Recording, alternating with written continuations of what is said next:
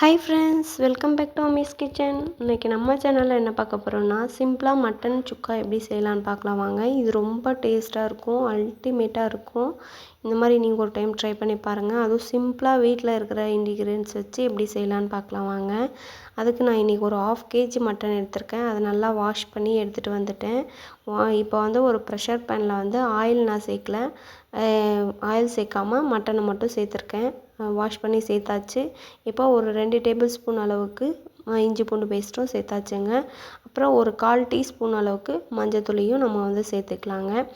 அதுக்கப்புறம் பார்த்திங்கன்னா ஒரு கொஞ்சோண்டு புதினா இலை இருந்தால் அதையுமே நல்லா வாஷ் பண்ணிவிட்டு சேர்த்துக்கோங்க. இதுக்கு தேவையான அளவுக்கு உப்பு சேர்த்துக்கோங்க. மட்டனுக்கு தேவையான அளவு உப்பு சேர்த்துட்டு புதினா சேர்த்துக்கோங்க. புதினா இல்லைன்னா கருவேப்பிலை இந்த மாதிரி கூட நீங்கள் சேர்த்துக்கலாம், இல்லை மல்லி இலை கூட கொஞ்சம் சேர்த்துக்கலாம். அந்த ஃப்ளேவருக்காக தான் நம்ம அதை போடுறோம். இதை வந்து ஒரு மிக்ஸ் பண்ணிக்கலாம். இந்த மாதிரி ரொம்ப வதக்க வேண்டாம், சும்மா அந்த இஞ்சி பூண்டு பேஸ்ட்லாம் மிக்ஸ் ஆகிற அளவுக்கு இருந்தால் போதும். நான் இதுக்கு மட்டன் வேகிறதுக்கு தண்ணியும் விட கிடையாது, ஏன்னா மட்டனில் இருக்கிற தண்ணியே அது கரெக்டாக இருக்கும் வேகிறதுக்கு. இப்போ வந்து நான் இதை ஒரு 4 விசில் விட்டு எடுத்துக்க போகிறேன். உங்கள் ஊரில் எத்தனை விசில் விட்டால் மட்டன் வேகுமோ அத்தனை விசில் விட்டு எடுத்துக்கோங்க.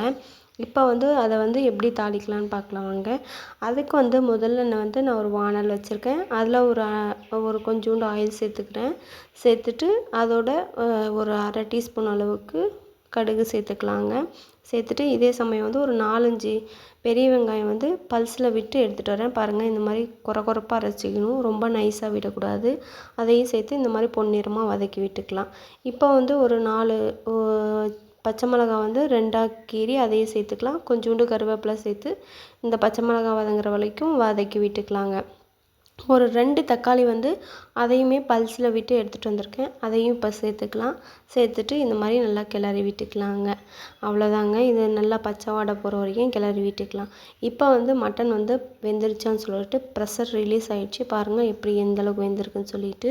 இந்த மசாலாக்களும் நல்லா வதங்கி எண்ணெய் பிரிஞ்சு வந்துருச்சு. இந்த டைம் இதை வந்து சேர்த்துக்கலாங்க. சேர்த்துட்டு நல்லா இந்த மாதிரி ஒன்றோட ஒன்று கிளறி விட்டுக்கலாங்க.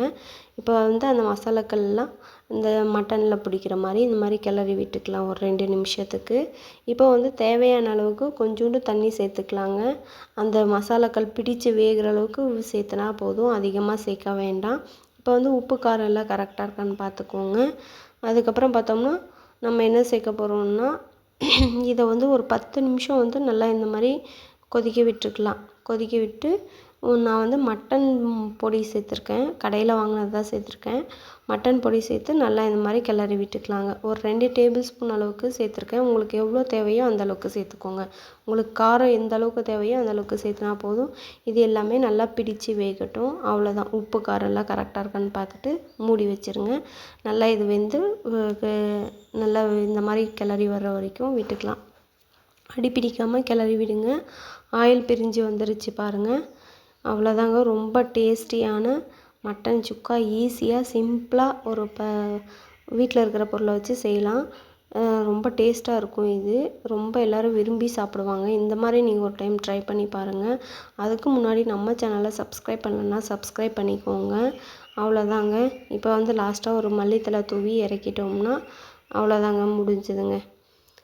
தேங்க்ஸ் ஃபார் வாட்சிங். நம்ம சேனலை பிடிச்சிருந்தா சப்ஸ்கிரைப் பண்ணிக்கோங்க, லைக் பண்ணுங்கள், ப்ளீஸ் ஷேர் பண்ணுங்கள், ஒரு கமெண்ட் பண்ணுங்கள் பிடிச்சிருக்கா இல்லையான்னு சொல்லிட்டு. தேங்க்ஸ் ஃபார் வாட்சிங்.